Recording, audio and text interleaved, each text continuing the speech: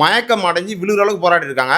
இந்த போராட்டத்துக்கு என்ன தீர்வு அப்படின்னு சொல்லி டிவிகே அவர்கள், மாண்புமிகு முதல்வர் அமைச்சர் அவர்கள் வந்து அந்த உயிரிழந்த மாணவி இருக்காங்களா, அந்த உயிரிழந்த நர்சிங் மாணவியோட சகோதரிக்கு வந்து தற்காலிக அரசு பணி சைன் இருந்த நிலையில் தற்போது அவரது சகோதரிக்கு தற்காலிக அரசு பணி ஆணை வழங்கப்பட்டிருக்கிறது. தற்காலிக அரசு பணி பொழைச்சிக்கோ, யாரை வந்து போராடுறீங்க, கிளம்பு. தற்காலிக அரசு பணி கொடுத்துருக்காங்க.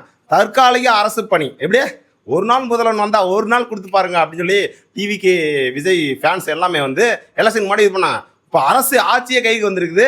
தன்னோட சுயநலத்துக்காக போகிற நேரம் நல்ல நேரமாக இருக்கணும், நம்ம வந்து குளிக்கிற நேரம் நல்ல நேரமாக இருக்கும், நம்ம திங்கிற நேரம் நல்ல நேரமாக இருக்கணும்னு சொல்லி மாண்புமிகு முதல்வர் அவர்கள் ஒரு ஜோசிக்காரனுக்கு வந்து அரசு பணி இந்தா வச்சுக்கோ அப்படின்னு சொல்லி உயர்ந்தபட்ச அதிகாரி பதவியை வந்து அந்த ஜோசிகாரனுக்கு எழுதி கொடுக்க தெரிஞ்ச மாண்புமிகு முதல்வர் அவர்களுக்கு அந்த நர்சிங் உயிரிழந்த மாணவியோட சகோதரிக்கு தற்காலிக பணி பொழைச்சிக்கோ பிச்சை அப்படின்ற மாதிரி ஒரு எண்ணம். இந்த மாண்புமிகு முதல்வர் அவர்களே, ஏன் உங்களால் வந்து நிரந்தர பணி தர முடியாதா?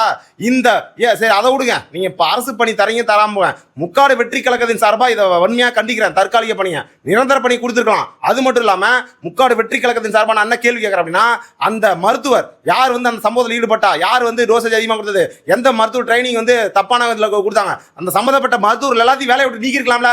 ஏன் உங்க தான் அரசாங்கமே உங்க கையில் தான் இருக்கு, ஏன் நீக்க முடியல? அப்போ இங்க இந்த அரசாங்கம் என்ன நினைச்சிட்டு இருக்கு? உங்க மேல ஒரு பயம் இருக்கு, வேலையை விட்டு தூக்கிட்டா அங்க ஒரு பிரச்சனை வருமா? எத்தனையோ மருத்துவம் படிச்சுட்டு வேலை இல்லாம இருக்காங்க. எத்தனையோ பேர் வந்து வேலையெல்லாம் மக்கள் வந்து வேலையில்லா திண்டாட்டம் இங்க இருக்குது.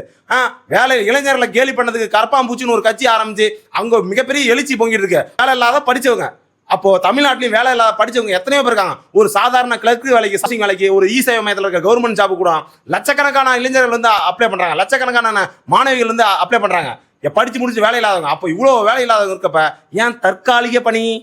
முக்காடு வெற்றி கழகத்தின் சார்பாக இதை வன்மையாக கண்டிக்கிறேன். ஒருவேளை முக்காடு வெற்றி கழகத்தின் சார்பாக நாம வந்து ஆட்சி அமைச்சிருந்தோம், நம்மள மாதிரி வந்து வேலை இல்லாம இளைஞர் கூட்டம் ஆட்சி அமைச்சிருந்தா இந்த மாதிரிலாம் கிடையாது. உடனே பணியை நீக்கிட்டு, யாரெல்லாம் சம்மந்தப்பட்டாலும் பணி நீக்கிட்டு, பணி நிரந்தரம். பாதிக்கப்பட்ட குடும்பம் எல்லாத்துக்கும் பணி நிரந்தரம்டா.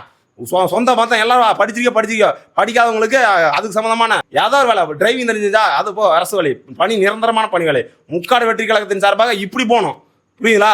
அதான் முக்காடு வெற்றி கழகத்தில் வந்து இணைஞ்சிக்கணும்னா நம்மளை ஃபாலோ பண்ணிங்க, சப்ஸ்கிரைப் பண்ணிக்கோங்க. எங்களெல்லாம் எந்த கட்சி கூட ஏற்கக்கூடாது. நாங்கள் வந்து முக்காடு வெற்றி கழகத்தோட சொம்புகள். நாங்கள் முக்காடு வெற்றி கழகத்தோட சொம்பு, அப்புறம் வந்து ஜாம்பி, அப்புறம் வந்து எல்லாம் எதை வேணா சொல்லிக்கிங்க. எந்த கட்சி கூட நாங்கள் எங்களை வந்து இது பண்ணக்கூடாது. நாங்கள் தனி வழி.